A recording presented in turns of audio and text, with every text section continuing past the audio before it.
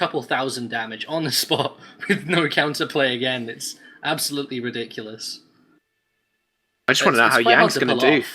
Oh, yeah, definitely. Like, timing that is pretty spectacular, considering you can see the Rise ult coming. And I really want to see how Yang does in this top lane, because Swiper's going to give him a very, very tough time. Being arranged into an Aurelia can mean Yang is going to be a little bit behind in this early game.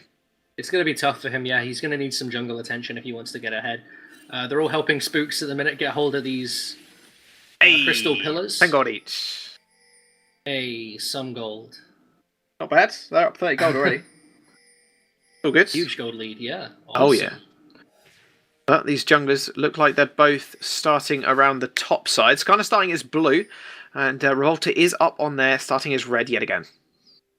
Revolta looking to get some help from Yang on the early start, taking the Krugs into red buff, whereas Skarner's just going straight blue. So there may be a little bit more damage taken by Swiper in this helping out. As they both head into lane, you can see they're both almost full HP. Most of the damage was tanked by the jungler. In that matchup, it can be so fragile. See, if one of them falls behind of the other, it can just be so deadly for the other party member involved. Tokka's already taking a little bit of damage from... I mean, these guys are just going at it already. Look at their health bars. Already 2/3 of HP remaining. Flux go out on all the minions there. Just so much damage, and there's not really much you can do about it. You really just have to position yourself away from the minion wave. Yeah, exactly. You do have to try and find a way to not be near some minions when that does go off. It's the same as sort of like a Tristana. Whenever you kill a minion, it will bounce off and hit some other minions with AoE damage. Yeah, a lot of people just ignore that, and that's a lot of damage each time. It's like 50 or something. It's not a lot, but it does add up very quickly. And I like punishing people like that. Oh, a lot of damage there on Jogster early. He's going to have to chug some potions. And that is really bad. He's not going to be able to combo in, possibly. And it's actually going to be a mounted Drake, the first Drake. So an interesting one. And now Swiffer is going really low here. Tokka's hits the level 3 as well. Gets the level up on that one. Swiffer and Tokka's already Spook's really trying going something at each cheeky other. here. Yeah, cheeky. He is cheeky indeed. No wards from the red side. Revolta's going to try and match him. Oh, but he is getting help from Ejim here. No one else is coming to help. Alistair's going to be a bit too late, I think. Or Acroprism, it misses. Alistair's going to come in, gets the pulverize on Spooks. Spooks is actually just flashed out of there. They're not going to go in on this. Revolta follows it in. Actually safeguards away. Exhaust down onto Raze now. He's in a little bit of trouble. Tokka's did ghost in. Raze is completely caught up in a trap and he goes down. First blood already going over to Tokka's. That's exactly what they needed there. Tokka's just roaming first down, respecting the fact that his team could get the kill and there were 3 people there. He does help out, and that nets him the first blood in that mid lane, which he was falling behind on because he did leave, giving Rise that CS, so he really needed that, and that's going to potentially help him snowball this advantage. Yeah, 400 gold he gets in the pocket for first blood. Already means he wants to go back for his tier very, very soon. The top lane actually going even, which is not something we expected at this point in the game. It's actually very close, and Kennen has not really been able to force out the Aurelia just yet. Maybe when he gets a few more levels, he'll be able to put down a bit more damage. We'll have to see as you see the Q bounce around the minion wave there. Oof, that damage onto Swiffer is not friendly at all. Cassiopeia, kind of a hard matchup, especially when you haven't got the consistent damage, but Swiffer, I mean, I think it's a skill matchup when it comes to it realistically. It's just how he positions himself in the wave. He is taking a lot of damage, but this bottom lane as well, extremely poke heavy coming out from both sides. Indeed, the Caitlyn wanting to poke out, the Nami and the Ezreal, of course, wanting to poke out. But the heals from Alistair and Nami will counteract that, so it's just a case of who ends up using their mana bar first. Indeed. With the tier on the Ezreal, he should be able to sustain a little bit more, but Swiffer just pushed into his tower yet again. That blue buff transfer, obviously, Revolta giving that to Tokka's, just enabling him to spam spells a little bit more often. Just made him stay in lane as well, actually. So he didn't actually go back for that early tier, which is, I don't know, I think going back after the blue buff isn't such a bad thing. I feel like it's a bit of a waste of the blue buff because you want to stay in lane, get as big of an advantage as you can so you can back and get the best back possible. because you just waste time with blue buff, but you can see Gage in the Revolta's top coming up. lane. Yeah, Revolta is here. Safeguards to Yang. Does connect with Swiffer. Flash out from Swiffer. Swiper even, sorry. Those names, they get very confusing sometimes. He does have a nice flash out. So he saved his flash so perfectly there, just to make sure he did get away after Yang blew his. They just trade flash for flash, so yeah, not too much lost there. Return gank could be done by either side to try and make a play here, so it's not so much a big issue for them. They look to be just trying to make any plays now. Revolta just wanted to put some pressure, maybe push Kennen away. Speaking of pressure, Swiffer, yeah, it might be caught, but Spook's actually to the rescue. Nice pathing from Revolta, really aggressive. And it doesn't like Jockster is actually just going to get chased into the mid lane by Ejim. All the way from bot lane, just couldn't get away from it. Sticking right to him. It's like, no, you come back. Get back here. Not letting you escape. Level 4. Keeping that cow. Oh, wow. That was a very early ultimate from Tokka actually there. And Spooks as well, just getting caught up in the fray. Swiffer not going down at all because it only slowed him an inch and he was completely out of range of his Q. Oh, nice bubble. Raptor. They're going to fight over it, maybe. Maybe both teams just faking that away. No, it's going to be left alone, it looks like. The great fight of the Raptor. Oh, yeah. Fight over any objective, no matter how small or how big it is. 15 gold each now, yay. Woo, 15 gold. Yeah, that advantage. It's so tedious. It's so tedious. But you get vision for a short amount of time, so I suppose there's not too much not taking it. And obviously, Skarner does get the buff while he's sitting in it, which is incredibly annoying. Do you know how I feel about the Skarner pillars? Just the way that it's just, it feels really tedious to get rid of them. It's nothing really anybody really wants to do, but they force the entire team to play around it. That's how I feel plants are. That's what I think is the problem with plants. They tried this experiment before, and it didn't work. Didn't work. Oh no. Well, I mean, we'll see what happens. Preseason's a little while away. With it, just getting his blue buff now, so he's going to be able to sustain and build that tier up quite nicely. He's obviously going the very slow build. He's going for the rower with the catalyst with the tier. Books. That's the build that you see for most Rise, yeah, because the mana gives him extra AP, AP gives extra mana, and so on. That double scaling, similar to how you see Vladimir do with health and AP, really does help. Oh, Spooks is on a ward. Sitting on a ward there. Revolta might make a play up towards the top side. Raze and EGM now just being pushed under their tower. Jockster goes for a dive though. EGM taking a lot of damage there. Actually gets trapped up. This could be Calabanet coming through. No, the heal actually doesn't finish him off. And Ray's trading a lot of damage back, yeah. That's the most annoying thing about Ezreal, who trades back with the ultimate. He might actually pick up a kill here. You got Miko going really low. Forcing the heal out on both sides there. Really well played by Raze there. Yeah, takes an unfavourable trade and comes back, yeah. See Swiffer maybe looking to ult down bot lane if he wants. No, they're just going to back off. I think they see the fact that the Skarner pillar went over. Oh, there's the level 6. There's the ultimate from Swiper as well. Deleted, yeah. Revolta wanted a tiny bit of that action, but he wasn't going to get it. That flash ultimate from Spooks is something to be respected there. Now Swifer's taking a lot of damage as well, trying to trade it back onto Stoffers. No, he might be able to get him under tower. One more Twin Fangs will do it. He flashes forward, gets the Twin Fangs, gets the kill. Nice use of the ultimate there to get the slow. Just no chance for Swiffer to come back from that one. He got lucky last time we saw that happen, and this time he's not so lucky. The Twin Fangs instead of the auto attack. And that does end up killing him as we see the teleport come out from Yang, forcing them off this tower.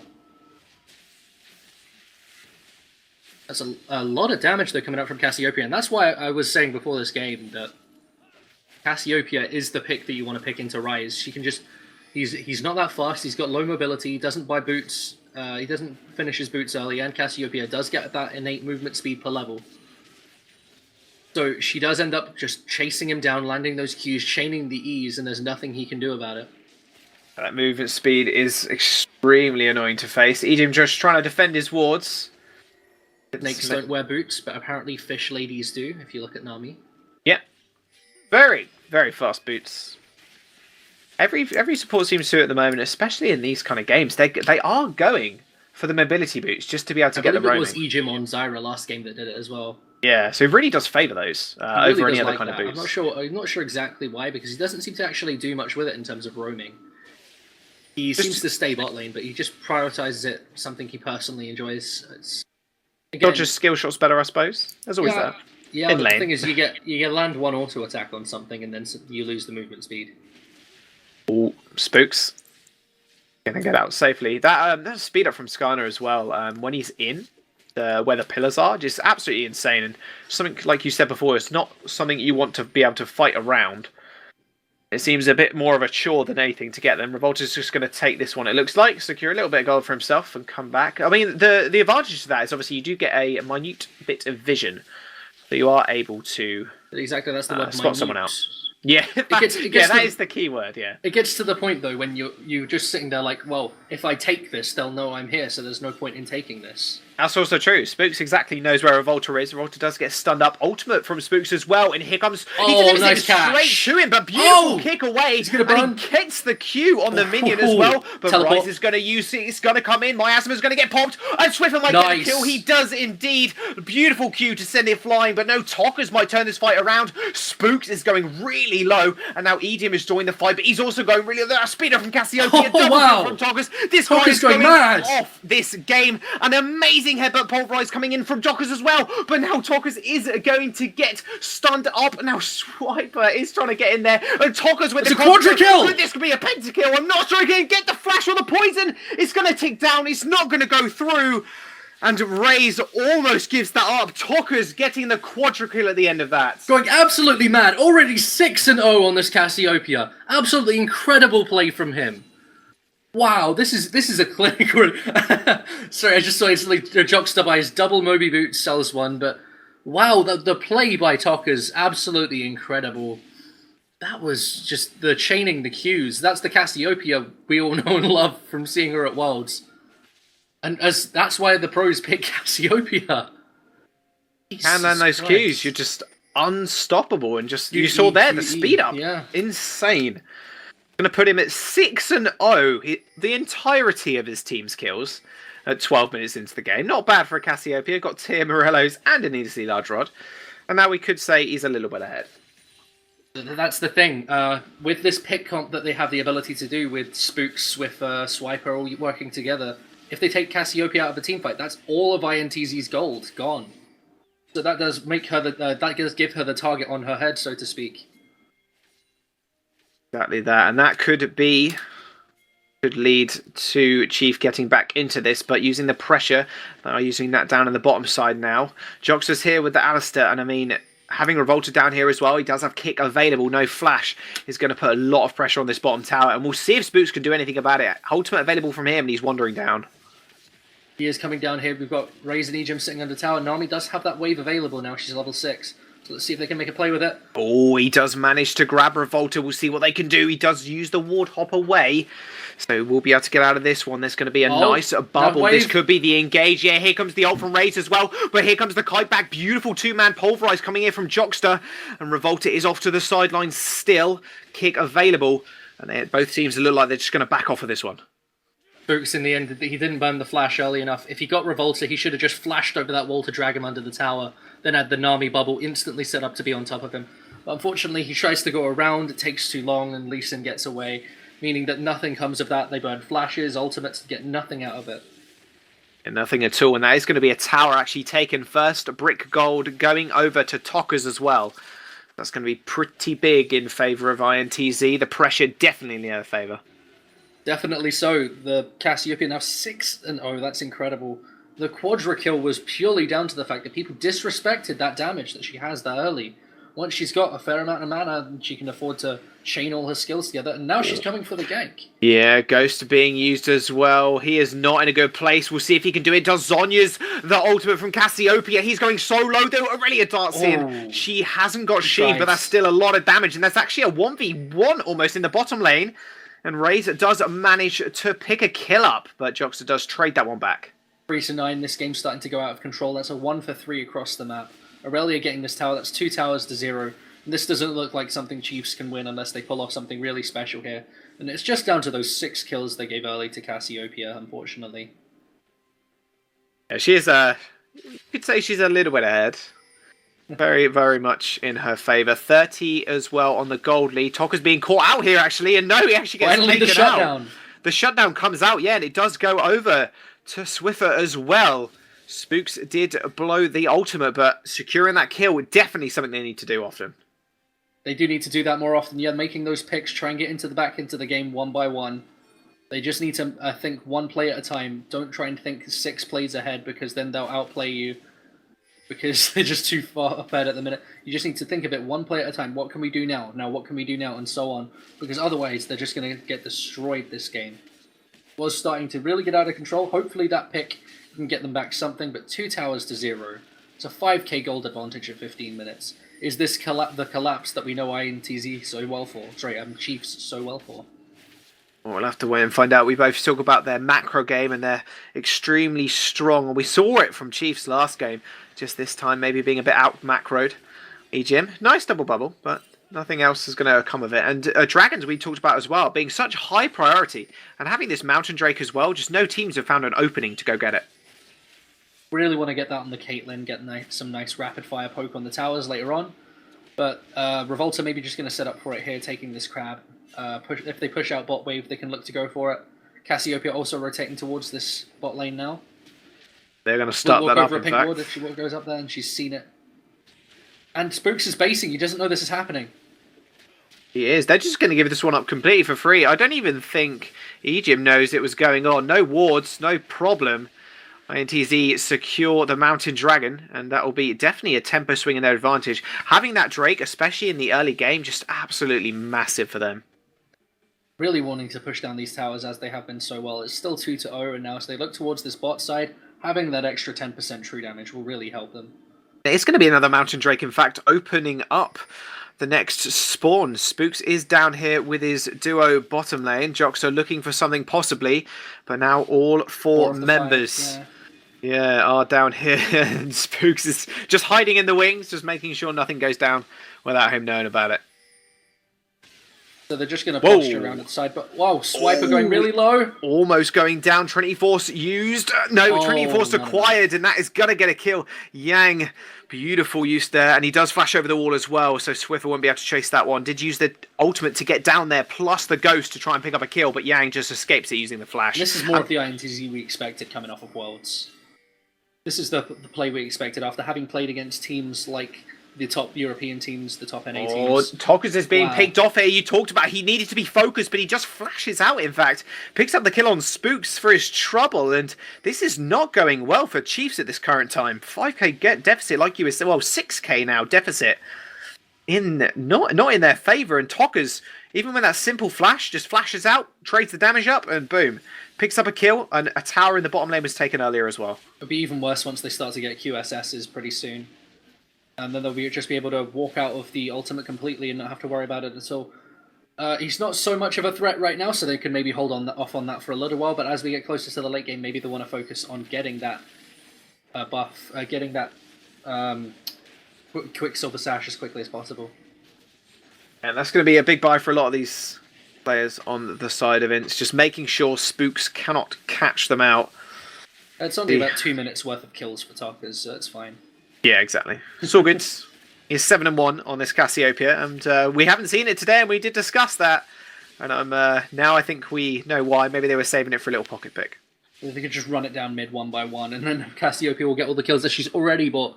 QSS. That's a really big buy for her now. She can get out of this. She can get out of this ultimate really quickly without having to really burn anything. If she goes for the Captain Jack, she can literally just stand in place and not even have to worry about it. If you're quick enough, yeah. That's a big buy for her, and we see some players pull it off. I mean, we were watching the University League and we saw Batmani be able to do it. So if he can do it, anybody can. Exactly. If anybody can do it, he can. Because is just so strong. Obviously, he has an item up over Swiffer as well. That's going to be a bit of a problem. Now, what can Chiefs really do to get back into this game? Obviously, they are 3 towers down. They've got a Dragon down as well. Dragon is spawning very soon. Obviously, the Baron is up in 15 seconds. Chiefs have got a lot of work to do to get back in this game. They just look to have to try and make picks, but they don't really have enough to do it because there's a lot of tank stats coming out already from Lee Sin. The QSS from Tarkers. We'll probably see one come out shortly from Caitlyn as well. It doesn't seem to be enough pressure across the map to be able to do it. Kennen being this far behind as well really isn't helping. He should have done better early on into this Aurelia matchup, and then once Aurelia got Trinity Force, she just snowballs ahead, similar to the way the Echo does. Except even worse because she's going to build more AD. Yeah, That's the worst thing about it. She's just going to get stronger and stronger. It looks like she's building towards a more Man Mortius at the moment for those 2 items. Hex Drinker next. And so there'll be a little bit more of sustain against Swiffer. He is still fairly strong. Now we have to keep that in mind. Just picked up the Negatron Cloak to get some reduced damage, but I don't know if he can still stand up to Tockers. I don't feel like he can at the minute. He's really far down in terms of the gold difference between the two of them. No, it's just going to be 1v1 again. Yeah, Yang is going to try and 1v1, but no, here comes the Room Warp. It's going to connect, but Swiffer doesn't want to follow that in, just wanders back to mid lane. Just the threat of it there is enough to make Yang back off, and obviously the Zhonya's was blocked from Swiper as well. The Zhonya's was well played, trying to just disengage him, make sure he can't get on top of him, get that stun off maybe under tower as he gets too cocky. Not much is going to come of it overall, though. That's the strength of the Cassiopeia right there. You can see it. She just zones off the Ezreal, makes him have to walk through the poison if he wants to put down any damage. That is the innate strength of the new Cassiopeia Miasma since the changes in the mid-season. Yeah, and it's just such a massive zoning tool, like you said, and it does allow INTZ. They are going to start up a Baron. Look at that vision as well, coming out from them. Just vision, just carpeting the map, and they are just going to take that one absolutely for free. And Chiefs playing on the back foot here, and no. That's the game done. Yeah. Yeah, Swiper. That looks like it's gone. Unless there's some really amazing plays, this looks over now. Alistair coming up with the Talisman of Ascension as well, giving his team that extra rotation movement speed. No Cloud Strakes needed now. Just get the extra movement speed from there. Caitlyn now hitting 2 items, building towards the 3rd, which I assume would be Rapid Fire Cannon. A lot of damage still to come out from this team. They're just so ridiculously far ahead. Yeah, and having something like Aurelia far ahead is just so punishing. And we saw it there.